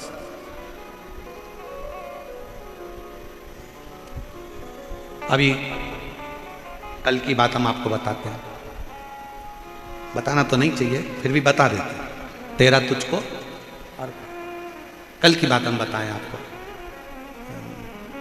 कल सुबह सुबह हम जब जा रहे थे तो गाड़ी से माननीय जी के यहाँ, तो चौराहे से थोड़े से आगे रोड पर किनारे पर बहुत अच्छी कॉलोनियाँ बनी है। वहाँ पर कोई कुत्ते को बिस्कुट खिला रहा है। फिर उसने कुत्ते को बिस्कुट देते देते साथ में उसने थोड़ा सा, उसके पास में एक प्लास्टिक का डब्बा था, उसमें उसने पानी डाला। इतनी देर में एक घर के सामने से एक महिला निकली और चिल्ला के दौड़ी। पीली लाल बत्ती का समय था तो वो बत्ती के चक्कर में हम भी रुके हुए थे, थोड़ा आगे ट्रैफिक था। शर्म नहीं आती तुमको? तुम तो कुत्ते को खिला देते हो, पानी पिला देते हो, वो कुत्ता हमारे यहां गंदगी करता है, चलो यहां से। अरे भाई, कुत्ता थोड़ी ना कहीं नौकरी करने जाता है, अपने जैसे से ही थोड़ी सी आस लगाता है। अगर उसको कुछ खाने को और पीने को मिल गया ना तो खुश होना चाहिए, थोड़ी सी गंदगी से डरना नहीं चाहिए। ये गंदगी साफ कर सकते हो अगर किसी का पेट भर सकते। पक्षी के लिए दाना डाल रहे हो, पक्षी खा रहा है, खुश हो। पानी रख दिए, खुश हो। अगर कुछ नहीं अच्छा कर सकते हो तो दूसरा कोई अच्छा कर रहा है ना, तो उसमें थोड़ा सा हेल्प करो, थोड़ी सहायता। कितना सुंदर कहा है, उल्टा जो हाथ है ना ये किसी काम का नहीं होता है। एक दिन इसने हड़ताल कर ली उल्टे हाथ में, भगवान से जाकर कहा मैं किसी काम का ही नहीं हूँ, काम का तो ये सीधा हाथ है। दान करो तो सीधे हाथ से, भोजन करो तो सीधे हाथ से, भजन करो तो सीधे हाथ से, यज्ञ करो तो सीधे हाथ से, पुण्य करो तो सीधे हाथ से, पिंड दो तो सीधे हाथ से, कार्य करो तो सीधे हाथ से। उल्टे हाथ ने कहा मेरा कोई काम ही नहीं है तो मुझे काट के फेंक दो, क्या करूंगा मैं इस हाथ का? हाथ करने लगा मेरा कोई काम ही नहीं, मुझे पुण्य कैसे मिलेगा? तब भगवान ने कहा क्यों चिंता करता है? भोलेनाथ जी बोले अगर सीधा हाथ जब दान करे ना तो तू इसको थोड़ा सा टच कर लिया कर, स्पर्श कर लिया कर, तो इसके पुण्य का थोड़ा सा हिस्सा तुझे भी लगना प्रारंभ हो जाएगा और तेरा कल्याण हो जाएगा। जब अपने नगर में कोई अच्छा काम हो, अपने नगर में कोई सत्कर्म हो, अपने नगर में यज्ञ हो, अपने नगर में कथा हो, अपने नगर में भजन हो, अपने नगर में कीर्तन हो, अपने नगर में स्मरण हो, और भगवान ने अगर आपको काबिल बनाया है, भगवान ने अगर आपको उच्च पद पर बिठाया है, भगवान ने आपको काबिल बनाकर बिठाया है, तो अपने पद का गरिमा बनाकर रखना। बन सके तो सत्कर्म में हेल्प करने का प्रयास करना, पांव अड़ाने का प्रयास मत करो। हाथ आगे बढ़ाओ, टांग नहीं, टांग नहीं, थोड़ा हेल्प करना। और मत बुरे कर्म कर बंदे वरना पछताएगा, भगवान भगवान की आंखों से तू बच नहीं पाएगा, तू बच नहीं पाएगा। महाराज थोड़ा सा अपनी वाणी पर भी संयम रखो, थोड़ा सा अपने पद पर भी संयम रखो, थोड़ी अपनी प्रतिष्ठा पर भी संयम रखो, थोड़े अपने अहम पर भी संयम रखो, थोड़ी अभी अपनी अभिमत्ता पर भी संयम। बहुत ध्यान देना, जब कुर्सी नहीं रहती है, पद नहीं रहता है, जब उतर जाते हैं, रिटायरमेंट हो जाता है, तब अपनी ही औलाद जो तुमने कुर्सी पर बैठकर खूब हरकत करी है, अपनी औलाद अपने से बदला लेती छाट छाट कर। सावधान, व्यापार करने बैठो तो सावधानी से करो, किसी का दिल ना दुखे। नौकरी करो तो अपने कर्म पर जागरूकता के साथ करिए, किसी का दिल ना दुखे। बाद में जवाब परमात्मा निकाल देता। बहुत सावधान, बहुत सावधान। कुछ अच्छा करते थे, अच्छा। आप भले कितने भी अच्छे व्यापारी हो, आप कितने भी अच्छे फैक्ट्री के मालिक हो, चाहे आप कितने भी अच्छे पद अधिकारी हो, उसके घर में तुम्हारी डिग्री नहीं चलेगी। यहाँ डॉक्टर की डिग्री, यहाँ इंजीनियर की डिग्री, यहाँ सीए की डिग्री, यहाँ कलेक्टर की डिग्री, यहाँ तुम्हारे अधिकारी की डिग्री, सब यहीं चलेगी। उसके यहाँ वो डिग्री नहीं चलेगी। उसके यहाँ तो एक ही डिग्री चलती है कि तूने पुण्य कितना करा है, तूने सत्कर्म कितना करा है, कितनों की आंख के आंसू को पोंछा है तूने कितना अच्छा कर्म करा है। वो ये भी नहीं पूछेगा कि तूने नीचे जाकर क्या करा, तूने क्या नहीं करा, उससे कोई मतलब नहीं। वो तो कहेगा तूने भगवत भजन के साथ मत करता, राम नाम नहीं लेता भगवान का नाम, पर किसी आंख के आंसू तो पोंछता, किसी को प्यासे को पानी तो पिलाता, किसी को भूखे को भोजन तो कराता। कर्म अच्छा करता। और जिसने अपनी जिंदगी में कर्म अच्छा करा, ये इतने पत्र कह रहे हैं कि उसके ऑपरेशन की भी जरूरत नहीं पड़ी और मालूम पड़ा कि उसकी गठाने गलती चली गई, उसका कैंसर जैसा रोग। कर्म अच्छा कर। शिव कथा कर रही है, सती मैया ने गलती कर, शंका करी। जहां शंका है वहां पति पत्नी में दूरी होगी। पत्नी ने अगर पति पर शंका करी तो पत्नी पति से दूर होती चली जाएगी, और पति ने अगर पत्नी से शंका करी तो वो दोनों दूर हो जाएंगे। शंकर पार्वती के, शिव और सती के बीच में शंका सबसे मूल थी। सती मैया ने शंका कर ली थी भगवान शंकर पर, वो शंका ही विनाश का कारण बन गई। यज्ञ की अग्नि में जलकर भस्म हो गई। शिव जी को दुख हुआ, तुम इतनी दक्ष प्रजापति की बेटी होकर तुमने गलती कर दी। यज्ञ चल रहा था, यज्ञ में कूद के मर गई। अगर मरना ही था तो कहीं दूसरी जगह जाकर प्राण छोड़ दी। अगर मरना ही था तो यज्ञ के कुंड में क्यों कूदी? सती, तूने गलती करी है। जब धार्मिक कोई आयोजन हो रहा हो तो उसमें कभी अड़चन उत्पन्न मत कर। सती, तू मेरी पत्नी होकर तूने यज्ञ के कुंड में कूदकर प्राण त्यागे हैं। मैं तुझे श्राप देता हूं सती कि तुझे कोयल का जन्म लेना पड़ेगा। तुझे कोयल का जन्म लेना पड़ेगा। सती रोने लगी, मैं कोयल के जन्म से कब छूटूंगी? तो कहा जब 2 आषाढ़ पड़ेंगे, अधिक का 2 आषाढ़ जब पड़ता है उसको कोकिला व्रत कहते हैं। उस कोकिला व्रत में तू कोयल बनकर मेरी आराधना करेगी, व्रत रखेगी, तब उस समय पर तू कोयल की योनि से छूट जाएगी और फिर तू हिमालय राज के घर में पार्वती के नाम से जन्म ले लेगी। यज्ञ में सती माता कूद कर मरी तो सती को भी भोगना पड़ा। जो जैसा कर्म करोगे वैसा भोगोगे। कर्म अच्छा करा, अच्छा भोग, क्यों नहीं मिलेगा कर्म का फल? कितना सुंदर व्याख्यान है भगवान कृष्ण की। पटरानी माता रुक्मणी एक ब्राह्मण के घर की संतान थी। पूर्व में रुक्मणी जी जब जन्मी थी, अब तो राजा भीष्मक की संतान थी। इससे पहले जो रुक्मणी जी का जन्म हुआ, पद्म पुराण की कथा कहती है कि पद्म पुराण में वर्णन आता है कि रुक्मणी जी पूर्व में एक ब्राह्मण के घर में एक ब्राह्मणी के गर्भ से रुक्मणी का जन्म हुआ था। पूर्व में, बाद में तो वो राजा भीष्मक की बेटी रुक्मणी कहलाई। इससे पहले वो ब्राह्मण के घर में जन्मी थी। ब्राह्मण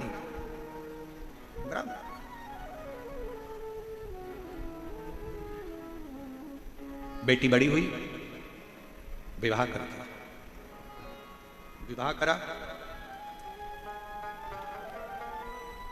उस कन्या का, ब्राह्मण की बेटी का विवाह हो गया। जिस लड़के के साथ विवाह हुआ था 6 महीने के अंदर वो लड़का मर गया। वो ब्राह्मण कुमार मर गया, ब्राह्मणी विधवा हो गई। रुक्मणी जी के पूर्व की कथा पद्म पुराण में वर्णन। रुक्मणी की पूर्व में ब्राह्मण की बेटी थी, पति चला गया, युवान अवस्था में विधवा हो गई, रोती रहती थी, आंखों से जल गिरता रहता। अपने पिता से पूछा, बाबुल मैंने कौन सा पाप करा जो मैं इस अवस्था में विधवा हो गई, विधवा हो गई? इसमें मेरा दोष है क्या? इसमें मेरा दोष है क्या? शिव महापुराण की कथा का वर्णन करता है, पद्म पुराण कहती है, विद्वान ब्राह्मण ने यज्ञ की अर्चना कर कर ब्रह्मा जी से पूछा, इसमें मेरी बेटी का कोई दोष है? विधवा उसके विधवा होने में मेरी बेटी का कोई दोष है क्या? ब्रह्मदेव लेखनी पढ़कर कहते हैं, तुम्हारी बेटी का कोई दोष नहीं है। जो पुरुष मरा वो अपने कर्म से मरा, इसमें किसी महिला का विधवा होने में किसी स्त्री का दोष नहीं है, इसमें किसी का दोष नहीं। यहां दोष की बात है ही नहीं, यहां दोष की कोई कर्मता ही नहीं, कोई कर्मता नहीं। और शंभु शरण मांगू घड़ी रे दुख काटो, दया करीने दर्शन आपो।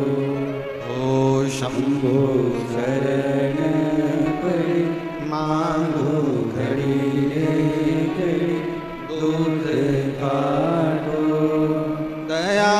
करीने दर्शन आपो। क्या इसमें मेरा दोष है?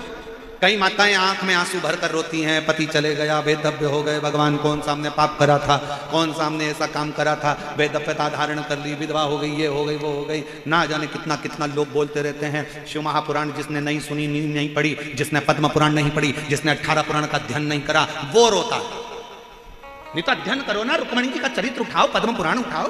ब्राह्मण के घर की बेटी ब्राह्मण के साथ बिहाई, जवानी अवस्था में 6 महीने के अंदर पति चले गया, विधवा हो गई, रो रही है, पिता से कह रही है कि मैंने कौन सा पाप करा। पिता ब्रह्मा से पूछते हैं, मेरी बेटी ने कौन सा पाप करा जो बेदव्य हो गई? ब्रह्मा कहते हैं, तुम्हारी बेटी ने कोई पाप नहीं करा, तुम्हारी बेटी ने कोई पाप नहीं करा।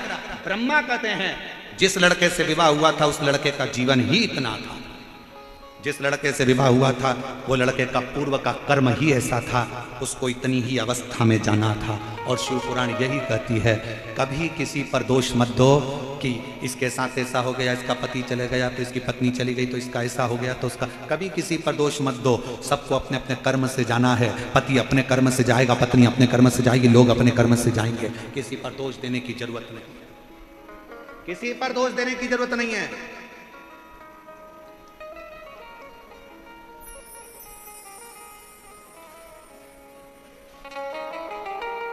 कई माताएं बड़ी दुखी होती है, पति चले गया, कोरोना में ऐसा हो गया, ये हो गया। अरे राम जी का चरित्र उठाकर देखो, माँ कौशल्या जी ने कौन सा गलत कर्म करा? राम जी की माँ थी, दशरथ जी चले गए थे, बेदव्यता का जीवन। दोष किसी अपने पर नहीं, उसके कर्म का भोग उसको भोगना, अपने कर्म का अपने। ब्राह्मणी ने रोते हुए अपने पिता ने कहा, तेरा कोई दोष नहीं है। मेरा दोष नहीं है? नहीं। तो फिर आपसे वर मांगना चाहती हूं। क्या? अब अगला अगर मुझे जन्म मिले, अगला जन्म मिले, तो मैं बस ये चाहती हूँ कि मेरा पति कोई साधारण नहीं, स्वयं श्री हरि नारायण मेरे पति बन जाए। ब्राह्मण पिता ने अपनी बेटी ब्राह्मणी को, अपनी बेटी को कहा कि ये वर मैं नहीं दे सकता, ये वर तो दुनिया में केवल एक ही दे सकते हैं। कौन? ब्रह्मा भी ये वर नहीं देंगे, ये वर स्वयं भगवान विष्णु भी नहीं देंगे, ये वर तो केवल एक दे सकते हैं, और वह देवाधिदेव महादेव हैं जो भगवान विष्णु को भी प्रदान कर सकते हैं, वर वही दे सकते हैं। ब्राह्मण की बेटी ने वेदव्यता धारण कर कर शंकर जी के पार्थिव शिवलिंग का पूजन करना प्रारंभ करा, शिव जी की आराधना करना प्रारंभ करा, शिव की आराधना। कई माताएं कहती हैं, हम क्या पशुपति व्रत कर सकते हैं, हमारा पति नहीं, कोई कहता है ऐसा हो गया, वैसा हो गया, हमारी तलाक हो गया, हमारा ऐसा हो गया, हम क्या शंकर की। निरंतर ये कथा का 5वां दिवस है, कथा अमृत का लाभ हम सभी लेंगे। किस प्रकार से मेरे महादेव की कृपा सभी जीव पर विद्यमान होती है और शिव महापुराण की कथा में हमें क्या प्राप्त होता है, यह हम सभी को जान लेना चाहिए। क्योंकि किसी ने बड़ा ही सुंदर कहा है, यूं तो रब से हर जगह बात होती है, यूं तो रब से हर जगह बात होती है, लेकिन शिव महापुराण में मेरे शिव से मुलाकात होती है। हर जगह धर्म के जात के ईस के बखेड़े हैं, हर जगह धर्म के जात के ईस के बखेड़े हैं, लेकिन शिव महापुराण में शिव की आराधना एक साथ होती है।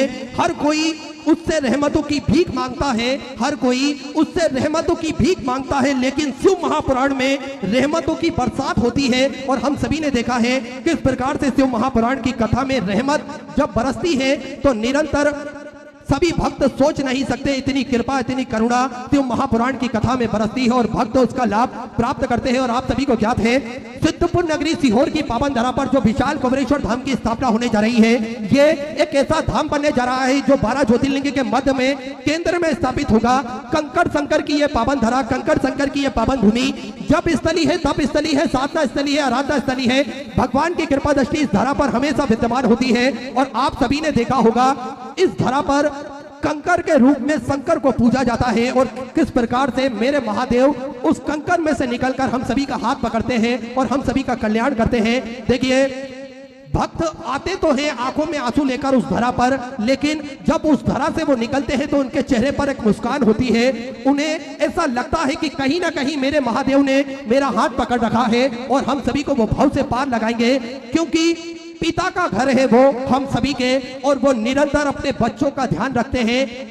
किसी बच्चे की आंख में भी वो आंसू देख नहीं सकते, सभी का वो कल्याण करते हैं, सभी का वो भंडार भरते हैं। ऐसी कृपा है उस धरा की। और मैं तो आप सभी से भी कहना चाहूंगा, जब जीवन में अधूरापन लगे, जीवन में कोई साथ देने वाला नहीं हो, कोई रास्ता आपको नजर नहीं आ रहा हो, कोई मार्ग दिख नहीं रहा हो, कोई आपके साथ खड़ा नहीं हो, तो बस कुबेर भंडारी के पावन चरणों में आप चले जाएं। किसी भी स्थान पर बैठकर 108 बार श्री शिवाय नमस्तुभ्यम का जाप कर लें, निश्चित ही मेरा कुबेर भंडारी आप सभी का हाथ पकड़ने के लिए आएगा, आप सभी का कल्याण करेगा, आप सभी का भला करेगा, क्योंकि बड़े ही कृपालु हैं मेरे महादेव कुबेर भंडारी, सभी का भला करते हैं, सभी का कल्याण करते हैं। और आप सभी को ज्ञात है इस धरा पर सेवा का कार्य भी प्रतिदिन सुचारू रूप से चलता है, जिसमें गौ माता की सेवा हो, मानव सेवा हो, जीव सेवा हो, सारी प्रकार की सेवाएं श्री विठलेश्वर सेवा समिति के सानिध्य में चलती है सुचारू रूप से। विश्व की सबसे बड़ी और भव्य भोजनशालाओं में से एक कुबेर भंडारी की भोजनशाला है, जो कि नियमित रूप से चलती है, जिसमें प्रतिदिन लाखों सैकड़ों हजारों भक्त भोजन भंडारे का आनंद लेकर अपने जीवन को कृतार्थ करते हैं, आनंद करते हैं। देखिए, ये भोजनशाला सुचारू रूप से चलती है आप सभी के सहयोग से, जो 21,000 रुपए की सहयोग राशि देकर आजीवन भोजन भंडारे की सदस्यता ग्रहण करते हैं। और उन्हीं से साल में एक दिन उनके नाम से भोजन भंडारा कराया जाता है, और यही क्रम प्रतिदिन सुचारू रूप से बदल बदल के चलता है, जिसमें सभी भक्त भोजन भंडारे का आनंद लेकर अपने जीवन को कृतार्थ में करते हैं, आनंद में करते हैं। साथ में एक प्राथमिक उपचार केंद्र जो कि विगत कई वर्षों से पूज्य गुरुदेव के सानिध्य में चला आ रहा है, जिसमें दवाई गोली भी निःशुल्क रूप से वितरण की जाती है, और 2 एम्बुलेंस भक्तों की सुविधा के लिए 24 घंटे उपलब्ध रहती है। साथ में समय समय अनुसार निःशुल्क रूप से स्वास्थ्य शिविर भी भक्तों की सुविधा के लिए निःशुल्क रूप से लगाए जाते हैं। और एक सर्व सुविधा युक्त हॉस्पिटल का निर्माण कार्य और चालू कर दिया गया है, ताकि के भक्तों को कहीं और दूसरी जगह भेजने की आवश्यकता नहीं रहे, उन भक्तों का इलाज वहीं पर सुचारू रूप से किया जा सके। ऐसा सुंदर सर्व सुविधा युक्त हॉस्पिटल का निर्माण कार्य और चालू कर दिया गया है, जो 251 कमरों की भव्य विशाल धर्मशाला बनने जा रही है, जिसका निर्माण कार्य बढ़ाते हुए पूज्य गुरुदेव के आदेश अनुसार 100 कमरों का और इजाफा करते हुए 351 कमरों की यह भव्य विशाल धर्मशाला बनेगी, जिसके अंतर्गत लगभग 15 से 16 बड़े बड़े हॉल भी बनाए जाएंगे, ताकि के भक्त बड़े ही आराम से रुककर भगवान का भजन कीर्तन स्मरण कर अपने जीवन को कृतार्थ में कर सके, आनंद में कर सके। साथ में आप सभी को ज्ञात है कि पूज्य गुरुदेव ने एक और संकल्प लिया है, जो जिन भक्तों को प्रतिदिन कन्या विवाह वहां से कराए जाएंगे और उसका किसी भी प्रकार का कोई शुल्क नहीं लिया जाएगा। आपको कोई विशेष मुहूर्त या विशेष दिन के लिए रुकने की आवश्यकता नहीं है। जब भी आपके मुहूर्त के अनुसार आपकी शादी की तारीख फिक्स होती है, आप कुबेर भंडारी की पावन धरा पर पहुंचे, अपना नाम, एड्रेस और अपने शादी जो तारीख फिक्स हुई है उस तारीख को वहां पर लिखवा दें। इसके बाद में सारी व्यवस्थाएं, संपूर्ण व्यवस्थाएं पूज्य गुरुदेव द्वारा निःशुल्क रहेगी। रुकने की व्यवस्था, भोजन की व्यवस्था और दहेज की कन्यादान की व्यवस्था भी, ये सब पूज्य गुरुदेव द्वारा निःशुल्क रूप से कन्यादान के रूप में करी जाएगी। साथ में गौ माता जो हमारी जननी है, हमारी माता है, 33 कोटि देवी देवता उसके अंदर विराजमान होते हैं। प्रतिदिन गौ माता की सेवा सुचारू रूप से चलती है। देखिए, ये हम सभी का कर्तव्य बनता है कि गौ माता की सेवा हम सभी को प्रतिदिन करना चाहिए, और अगर किसी कारण बस हम नहीं कर पाते हैं तो यहाँ पर भी गौ माता की सेवा होती है, वहां पर हमें अपना सहयोग अवश्य प्रदान करना चाहिए। तो गौ माता की सेवा प्रतिदिन सुचारू रूप से चलती है। एक और भव्य गौशाला का निर्माण कार्य और सुचारू रूप से चालू कर दिया गया है। साथ में आप सभी को ज्ञात है, पूज्य गुरुदेव ने एक संकल्प लिया है, सभी सनातन धर्म के मानने वाले लोगों के गले में रुद्राक्ष हो, सभी सनातन धर्म के मानने वाले लोगों के घर के मंदिर में रुद्राक्ष हो, और इस रुद्राक्ष का जल वे भोलेनाथ पर चढ़ाकर स्वतः ही रुद्राक्ष के महत्व को वो जान सके, स्वतः ही रुद्राक्ष के महत्व को वो समझ सके। इसलिए प्रतिदिन निःशुल्क रूप से रुद्राक्ष वितरण किए जाते हैं। सुबह 10 बजे से शाम 5 बजे तक ये रुद्राक्ष वितरण किए जाते हैं। साथ में एक विशेष सूचना, रुद्राक्ष ना ही कोरियर किए जाते हैं और ना ही किसी के द्वारा भेजे जाते हैं, और ना ही कुबेर भंडारी की तरफ से इस प्रकार का कोई अनूठा आयोजन ऑनलाइन रखा जाता है। केवल आपको स्वतः ही कुबेर भंडारी की पावन धरा पर आना है और ये रुद्राक्ष निःशुल्क रूप से आप प्राप्त कर सकते हैं और अपने जीवन को कृतार्थ कर सकते हैं। ऐसे सुंदर सेवा के प्रकल्प पूज्य गुरुदेव के सानिध्य में चलते हैं। आप भी इन प्रकल्प से जुड़ सकते हैं, आप भी कंधे से कंधा मिलाकर चल सकते हैं, आप भी कदम से कदम मिलाकर चल सकते हैं और अपने जीवन को कृतार्थ कर सकते हैं। आइए, जिन दानदाताओं ने, जिन भामाशाहों ने मंदिर, गौशाला, वृद्धाश्रम, अन्य क्षेत्र में अपनी स्वराशि प्रदान करी, उन सभी पावनसारी पुण्यसारी दानदाताओं के नाम श्री हेमराज जी बकुतिया की तरफ से इंदौर मध्य प्रदेश से 500 रुपए की सौगात से आपने समृद्ध की बहुत बहुत बधाई। राजेश जी सोनकर शेड्यूल मध्य प्रदेश से 500 रुपए की सौगात से आपने समृद्ध की। गुप्तदान में नागौर राजस्थान से सुधा 1000 रुपए की सौगात से आपने समृद्ध की। संजना जी गुड़ेचा की तरफ से पुणे मराठे से सुधा 1111 रुपए की सौगात से आपने समृद्ध की। हरिशंकर जी मीना कोटा राजस्थान से सुधा 500 रुपए, रश्मि जी साकी की तरफ से अहमदाबाद गुजरात से सुधा 500 रुपए, अर्चना सिंह जी की तरफ से काशीपुर उत्तराखंड से सुधा 500 रुपए, श्रीमती सत्या देवी जी अवस्थी की तरफ से कानपुर उत्तर प्रदेश से सुधा 2200 रुपए की सौगात से आपने समृद्ध की। दिनेश भाई जी गंजाम लाल जी अग्रवाल की तरफ से सूरत गुजरात से सुधा 500 रुपए, अर्चना जी यादव की तरफ से इटावा उत्तर प्रदेश से सुधा 500 रुपए, सीला जी मिश्रा की तरफ से नागपुर मराठी से 500 रुपए, आशीष जी मिश्रा की तरफ से प्रयागराज उत्तर प्रदेश से 1000 रुपए, राजकुमार मुंशीराम जी मित्तल की तरफ से भादरा से सुधा आपने 500 रुपए की सौगात से समृद्ध की। हेमराज जी घाची की तरफ से बाली राजस्थान से सुधा 21 रुपए, चंद्रशेखर जी शर्मा की तरफ से जम्मू एंड कश्मीर से सुधा 500 रुपए, कन्नू नंदा जी की तरफ से सारा हरियाणा सुधा 500 रुपए, गुप्तदान में सुधर सीतामढ़ी बिहार से सुधा 1500 रुपए की सौगात से आपने समृद्ध की। पंकज कुमार जी ठाकुर की तरफ से झारखंड से सुधा 1000 रुपए, लोमे जी फेकर की तरफ से बलौदा बाजार छत्तीसगढ़ से सुधा 2001 रुपए की सौगात से आपने समृद्ध की। ब्रह्मदत्त जी शर्मा की तरफ से धौलपुर राजस्थान से 551 रुपए, उर्मिला परशुराम जी पंडित की तरफ से बिहार से सुधा 500 रुपए, चंदर सिंह जी की तरफ से हैदराबाद से सुधा 500 रुपए, कल्याणी जी गुप्ता की तरफ से पट्टा बिहार से सुधा 21000 रुपए की सौगात से देकर आजीवन मुझे डायरेक्ट से साइन करी। सुने रखते और मैं अपना नाम अंकित करा, बहुत बहुत बधाई। सुधा विचार आपके सुधा सौगात से आपने समृद्ध की। मुकेश जी दया शंकर जी राय की तरफ से मुंबई से सुधा 4101 रुपए की सौगात से आपने समृद्ध की, बहुत बहुत बधाई। श्रीमती कुसुम दिगंबर राव जी पाटिल की तरफ से भीड़ मराठी से 1111 रुपए, सुबह जी शर्मा सत्यनारायण जी शर्मा की तरफ से प्रतापनगर बूंदी राजस्थान से सुंदर आपने 11472 रुपए की सौगात से बाबा कमलेश्वर धाम में समृद्ध की, बहुत बहुत बधाई। सुधा विचार आपके सुधा सौगात से आपने समृद्ध की। ममता जी तिवारी वेस्ट बंगाल से सुंदर आपने 3001 रुपए की सौगात से आपने समृद्ध की। भीका जी बमन अन्नपूर्णा भीका जी भामरे की तरफ से पिपरी मराठे से सुंदर 71000 रुपए की सौगात से आपने बाबा कमलेश्वर धाम में समृद्ध की। जो भी सेवा के सारे प्रकल्प चल रहे हैं उसमें सुंदर सौगात 71000 रुपए की सौगात की। भीका जी बामण अन्नपूर्णा भीका जी भामरे की तरफ से सुधा सौगात से समृद्ध की। भावना सिंह जी सैनी की तरफ से दौलतपुर से सुधा 1111 रुपए, अमन जी शर्मा की तरफ से लुधियाना पंजाब से सुधा 3551 रुपए की सौगात से आपने समृद्ध की। जय जालाराम जी की तरफ से भरूच गुजरात से सुंदर 21 रुपए की सौगात से आपने समृद्ध की। राकेश जी गुप्ता की तरफ से मेटी उत्तर प्रदेश से 1111 रुपए, स्वर्गीय उषा भाई जी ललित चंद जी राजभोज की तरफ से गोतिया मराठे से सुंदर 21 रुपए, जय कुमार जी की तरफ से सुधा 500 रुपए, स्वर्गीय आशा बसंत कुमार जी गुप्ता की तरफ से मराठे से सुंदर 21 रुपए, यशवंत जी साहू की तरफ से छत्तीसगढ़ से सुधा 500 रुपए, जितेंद्र सिंह जी की तरफ से कानपुर उत्तर प्रदेश से सुधा 500 रुपए, हिमांशु जयप्रकाश जी सियोराना की तरफ से रेवाड़ी हरियाणा सुधा 500 रुपए की सौगात से आपने समृद्ध की। अरुण जी उपाध्याय की तरफ से ग्वालियर मध्य प्रदेश से 3001 रुपए की सौगात से आपने समृद्ध की। मनीलाल जी गुप्ता की तरफ से मथुरा उत्तर प्रदेश से 1111 रुपए, सुषमा जी शर्मा की तरफ से हिमाचल प्रदेश से सुधा 3051 रुपए की सौगात से आपने समृद्ध की।